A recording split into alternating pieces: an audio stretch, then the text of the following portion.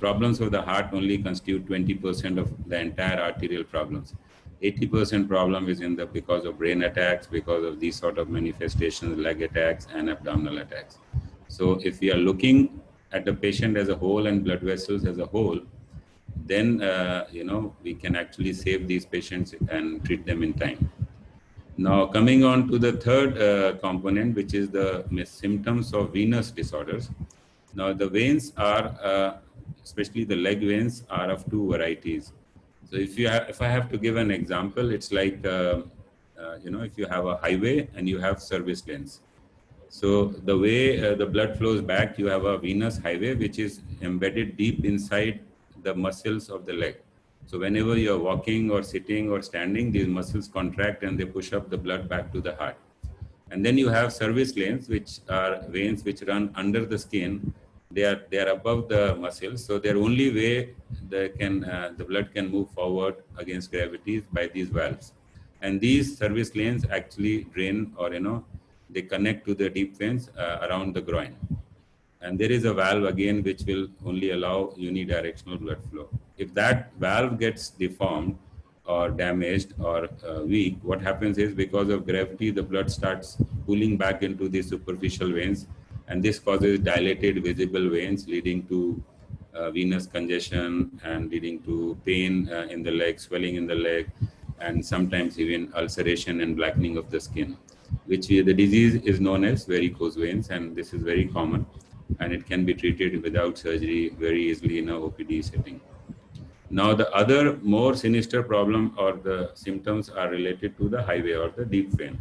If you have a clotting there because of varied reasons, could be oral contraceptives, could be surgery, could be immobilization, or the blood has an inherent tendency to clot, which is genetic, what can happen is the blood can clot there and suddenly you have swelling of that leg. And that clot can actually go to the lungs through the heart, right side of the heart, and choke the lung vessels. And if that happens, the forward circulation in the circulatory circuit is blocked. The patient gets into shock and deep, deoxygenation, and the patient dies. And this is one of the very common cause of death in patients who are old, who are debilitated, who have surgeries, or especially orthopedic surgeries or strokes. And if this is not treated and recognized in time, you can lose the patient. And this is now very important in today's era, because during COVID times, 30% of the patients actually die because of this complication. In COVID, in this pandemic, this virus actually leads to stagnation of blood and leads to hypercoagulable state in the blood.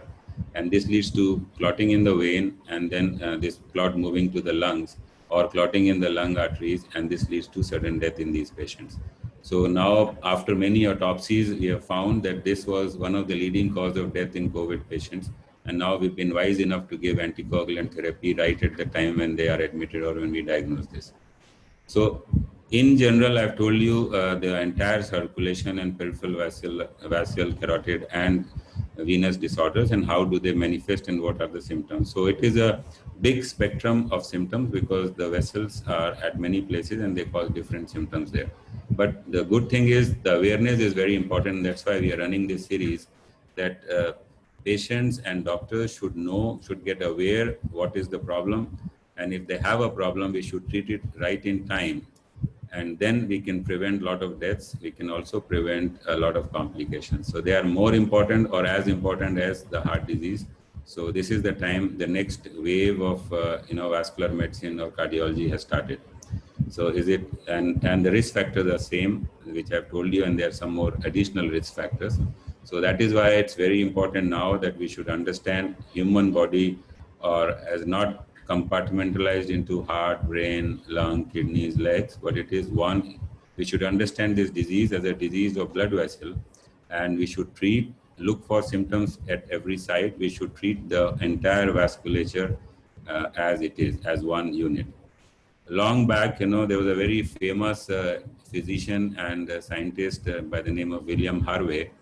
And he actually, that time he predicted, and somebody asked him, how do you assess the age of the patient? And he said, the age of the patient or a person is equivalent to the age of his blood vessels, which is so correct today. You know, if your blood vessels are healthy, you remain healthy. If your blood vessels age out at the same rate you age out, because every organ is aging out because of the poor supply of that organ or the human body as a whole. And that is why entire genetic researches are actually happening on keeping the blood vessel healthy, keeping the endothelium healthy. The whole lifestyle program, modification program is based on the same theory, that we need to increase and improve the endothelial function. We actually had we did a meeting, which is the Asia Pacific Vascular Interventional Course, which is the biggest meeting which we have been doing for last 12 years. And this time we had more than 10,000 attendees from across 60 countries in the world. And we had a Nobel laureate speaking on this. And his entire research is based on endothelial function and nitric oxide and cyclic GMP, which is the mechanism through which the health of the blood vessel is maintained. And if it is disturbed, a lot of drugs are there to alter this, to actually restore the health of blood vessels. अभी आपने सुना doctor N N Khanna ने कहा कि अगर आपको carotid artery disease है, मतलब जो नाड़ी हार्ट से ब्लड में ब्रेन पहुंचाती है, उसकी बीमारी है। उसकी बीमारी कैसे हो सकती है? या तो आर्टरी की बीमारी है, धमनी में बीमारी है, या उसके अंदर कोई खून का थक्का जमा हुआ है। और आर्टरी में क्या बीमारी हो सकती है? कोलेस्ट्रॉल डिपॉजिट, या नाड़ी हार्ड हो गई, उसका खून का दौरा अगर कम हो जाए तो ब्रेन में खून का दौरा कम होता है, उससे कई बार चक्कर आते हैं, डिजीनेस होता है, ट्रांजिएंट ब्लाइंडनेस हो जाती है, कई बार बोलने में तकलीफ होती है, और लिम्स में या फेस में कुछ ना कुछ नमनेस महसूस होती है, और कई बार आदमी बेहोश भी हो जाता है। अगर ये सब तकलीफें हो तो डॉक्टर के पास जाइए और कैरोटिड का इवेल्युएशन कराइए। Very nicely expressed by doctor N N Khanna. Number 2, he mentioned about peripheral artery disease, कि जो नाड़ियां हमारे पाँव में हैं या हमारे हाथों में हैं, उसमें भी ऐसे ही होता है। या तो नाड़ियां हार्ड हो जाती हैं, या नाड़ियां के अंदर खून का थक्का जम जाता है। उनकी धमनियों में खून का थक्का जम जाए तो पाँव में नमनेस होती है, टिंगलिंग होती है। उन्होंने ये भी कहा कि अगर खून का दौरा बहुत कम हो जाए तो हमारी जो स्किन होती है, चमड़ी होती है, उसका भी रंग बदल जाता है। और अगर फिर भी इलाज ना करें तो उसमें छाले पड़ जाते हैं, और फिर भी इलाज ना करें तो उसमें सड़ान पैदा हो जाती है। ये बहुत इंपॉर्टेंट चीजें डॉक्टर एनएन खन्ना ने अभी हमारे सामने कहा, जो सिम्टम्स हैं पेरिफेरल आर्टेरियल डिजीज के। उन्होंने एक चीज और कही कि जब ऐसे इंसान चलते हैं तो चलने से उनके पाँव में दर्द होता है, उसे कहते हैं क्लॉडिकेशन। वो हमारी काफ में हो सकता है, पेडलियो में, हमारी थाई में हो सकता है, हमारी हिप में हो सकता है। उसे कहते हैं काफ क्लॉडिकेशन, थाई क्लॉडिकेशन और पेल्विक क्लॉडिकेशन। अगर आराम करेंगे तो दर्द ठीक हो जाएगा। इसका मतलब खून का दौरे की कमी है हमारी नाड़ियों में, हमारी टांगों में। इसका इलाज तुरंत करना चाहिए, before it is too late.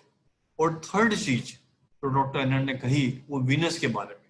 जो वेन्स होती हैं बड़ी पतली वेसल्स होती हैं, जो कि ब्लड सप्लाई हमारा हार्ट की तरफ लेके जाती हैं। अगर एक इंसान कहीं बस में जाए या ट्रेन में जाए या फ्लाइट में जाए या कहीं ऑफिस में बहुत समय तक बैठा रहे तो उसमें खून का थक्का जम जाता है, उसे हम कहते हैं डीवीटी, डीप वेन थ्रोम्बोसिस। और अगर वो डीप वेन थ्रोम्बोसिस हो जाए वो बहुत ही खतरनाक है, क्योंकि वो जो क्लॉट हैं वो हमारे पाँव से निकल के हमारे पेट की वेन में आते हैं, और पेट की वेन से निकल के वो हार्ट में जाते हैं, और हार्ट से फिर लंग में चल जाते हैं, जिससे हम कहते हैं पल्मोनरी एम्बोलिज्म या लंग अटैक, जो कि बहुत खतरनाक होता है। If you have a numbness or tingling sensation in the body, it could be related to two things. It could be related to nerves, or it could be related to brain.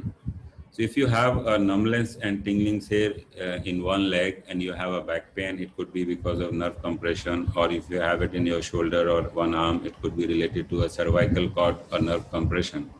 But if you have it in one half of the body or half of the face, then it is related to brain.